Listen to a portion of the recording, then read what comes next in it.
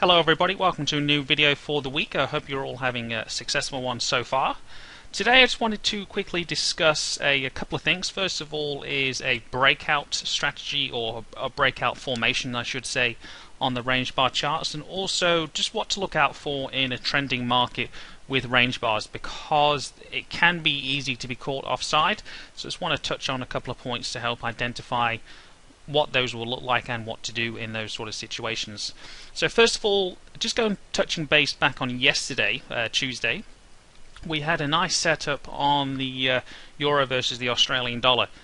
During the first, I could say, a good 4 or 5 hours of the UK session, price was extremely tightly hamstrung, especially on the euro versus the US dollar.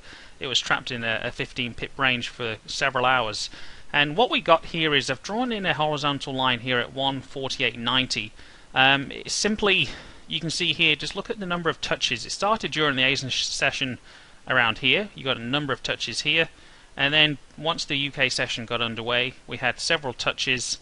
And then the key point to look out for here, we finally had a candle closed beneath it, and then an immediate retest. It went back through, but the important thing is it didn't clear that little set of highs there at 148.90. I call it 149 handle. It couldn't clear it, and then the breakdown came. You could have easily snagged a good 10 pips, and that is a very clear setup to me. I'm not sure if it might not be clear to everyone else, but that looks quite nice to me. You can see the several touches. You get your confirmation of the close below, and bam, off it goes. Obviously, it doesn't work every single time, but it certainly works more often than not.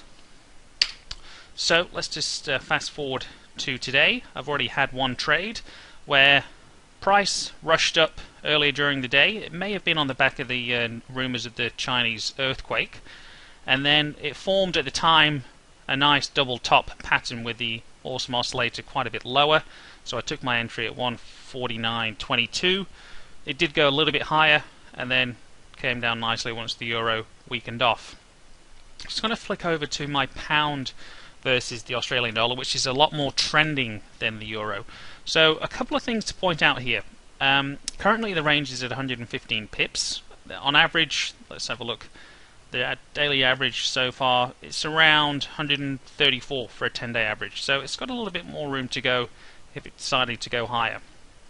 Now, what I'll touch on here is there's a couple of nice setups that you could have been caught in, I should say. So here you would have had the start of it there, and then you would have got some sort of confirmation along here where the awesome oscillator didn't make a new high.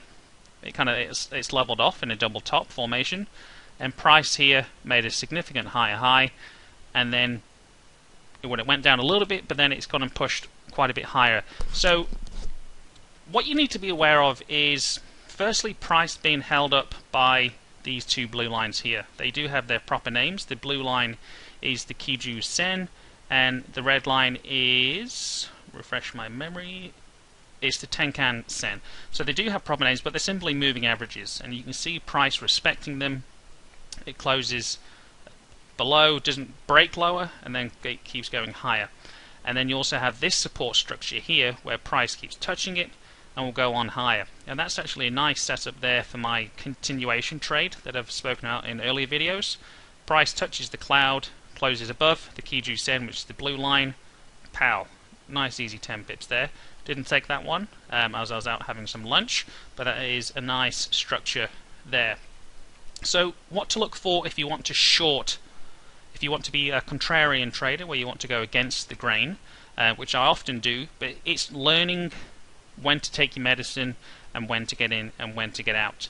So if we just flick over to the time-based chart, this is where I get my references for where I'd want to enter in terms of support and resistance. So if I go to a 1 hour chart, 4 hour chart I should say, my eyes are immediately drawn to the 85 EMA, and yesterday we had a peak at 165.07, somewhere around there.